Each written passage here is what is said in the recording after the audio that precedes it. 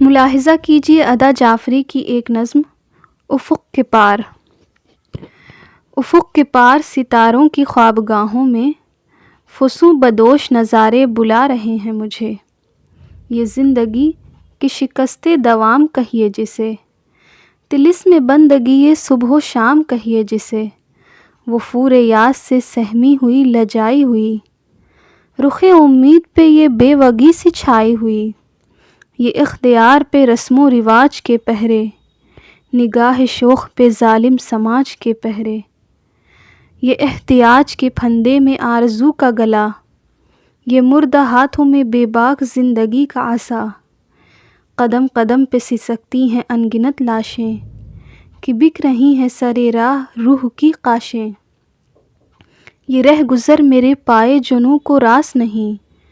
یہ تیرگی میری تعمیر کی اساس نہیں۔ افق کے پار ستاروں کی خوابگاہوں میں، جہاں بہشت بھی جچتی نہیں نگاہوں میں،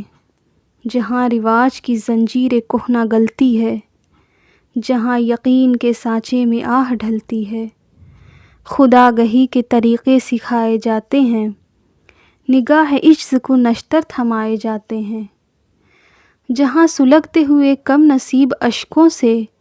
چراغ عشرت مغرور جل نہیں سکتے،